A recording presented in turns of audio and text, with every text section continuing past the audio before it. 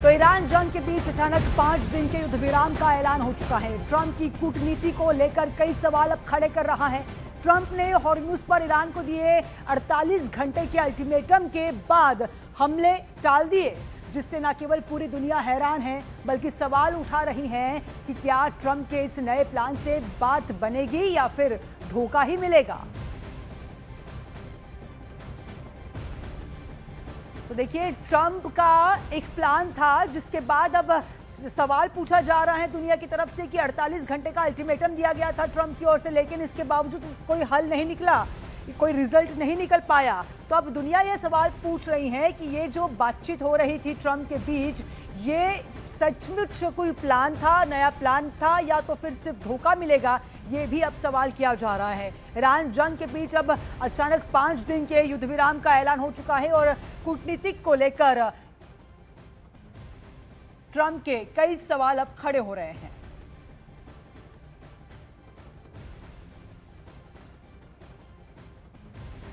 और देखिए, इसी बीच एक बड़ी खबर आ रही है। पश्चिम एशिया संकट पर केंद्र सरकार ने एक बैठक बुलाई है, ऑल पार्टी मीटिंग बुलाई है, जहां पर कल शाम 5 बजे संसद भवन में यह बैठक होनी है।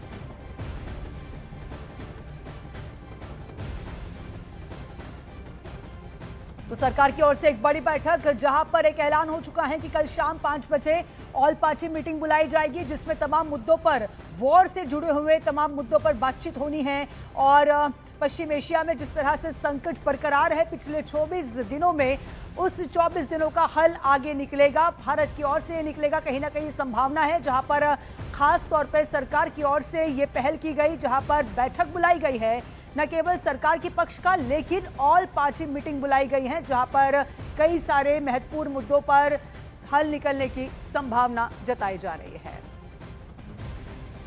तो ईरान के साथ जंग के बीच कल शाम ट्रंप ने दुनिया को चौंकाने वाला ऐलान कर दिया है। उन्होंने ये दावा किया कि पूरे 5 दिन तक ईरान पर हमले रोके जाएंगे, और तो और ये दावा भी किया कि बातचीत में बड़ी सहमति बन चुकी है, लेकिन बाद में ईरान ने सहमति वाले दावे से इनकार कर दिया।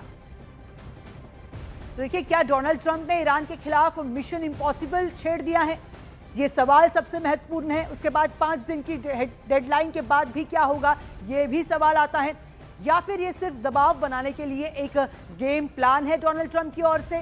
क्या ट्रंप के दबाव के आगे झुकेगा ईरान? ये भी महत्वपूर्ण सवाल यहाँ पे खड़ा होता है। क्या नेतन्याहू ट्रंप को युद्ध से पीछे हटने देंगे? तो क्या ट्रंप ने एक ऐसा मिशन चुन लिया है जो दिखता जितना आसान है उतना है नहीं, केवल खोखला दावा है ट्रंप की ओर से? ये बड़ा सवाल यहाँ पर खड़ा होता है। कहीं ट्रंप की घोषणा के पीछे कोई चाल तो नहीं है? ये भी एक सवाल सामने आ रहा है।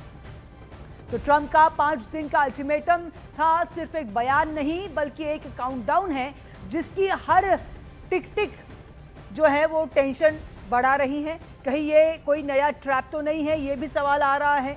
डोनाल्ड ट्रंप ने ईरान से बातचीत को लेकर दावा यह किया है कि अमेरिका ईरान के सबसे ज्यादा सम्मानित नेता के साथ बात कर रहा है, लेकिन वो नए सुप्रीम लीडर नहीं है। ट्रंप के मुताबिक इसी वजह से ईरान के अंदर बयानबाजी में भी उलझन दिख रही है। देखिए, क्या ट्रंप ने ईरान के खिलाफ मिशन इम्पॉसिबल छेड़ दिया है? यह भी अब सवाल सामने हो रहा है।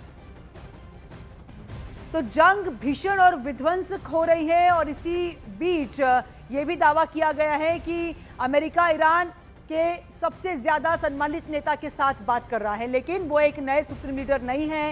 ये भी सामने आ रही है। ट्रंप के मुताबिक इसी वजह से ईरान के अंदर बयानबाजी में भी उलझन दिख रही है।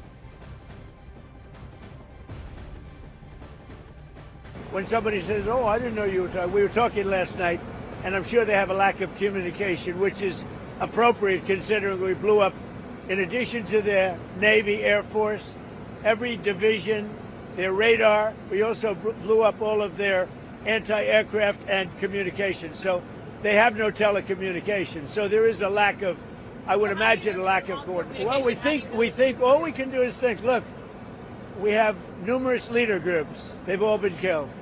Very dangerous position. Khomeini was killed. Khomeini's son is unavailable. Nobody knows what happened to him. I can say they haven't seen him there either. Something is going on with him. But regardless, I don't consider him really the leader. But they do have some leaders left because We blew up group number 1, group number 2, a lot of group number 3, but we think we have people that are very representative of the country and will do a good job in representing. ये जंग और भी भीषण और विध्वंसक हो चुकी है, लेकिन इस बीच ट्रंप के 3 बयान आपको दिखाते हैं। क्या कहते हैं ट्रंप, समझिए जरा। पहले ट्रंप ने ये कहा है कि मैं, अब ट्रंप की ओर से कई सारे बयान दिए गए हैं। वो पहले कहते हैं कि मुज्तबा खामनेई को नेता नहीं मानता हूं।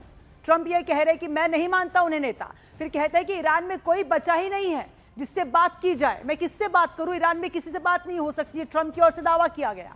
अब तीसरा बयान ट्रंप की ओर से दिया गया। वो कहते हैं कि 2 दिन से ईरान से अच्छी बातचीत चल रही है। तो कभी कहते हैं कि ईरान में कोई बचा नहीं है जिससे मैं बात करूं, फिर वो कहते हैं कि 2 दिन से ईरान में कोई ऐसा है जिससे अच्छी बातचीत चल रही है। और फिर पहले बयान में वो कहते हैं कि मैं मुज्तबा खामनेई को नेता नहीं मानता। तो अब देखिए, इन तमाम बयानों के बीच सवाल यह है कि ट्रंप आखिर किससे बात कर रहे हैं। या तो फिर ट्रंप केवल खोखला दावा कर रहे हैं कि ईरान से किसी से बात हो रही है। ईरान जंग पर अब एक जो लगातार सवाल आ रहे हैं, इसी बीच ये ट्रंप की ओर से कई दावे जो है खोखले नजर आ रहे हैं। और इसी बीच और एक बड़ी खबर आ रही है ईरान जंग पर, बहुत बड़ी खबर। कैनेडियन मीडिया CBS न्यूज़ के हवाले से खबर आ रही है। मीडिया रिपोर्ट के अनुसार US ने ईरान को संदेश भेजा है। वो कहते हैं कि मध्यस्थों के जरिए भेजा गया मैसेज, मीडिया की ओर से ये बयान आया है। ईरान में प्रस्ताव की समीक्षा जारी है।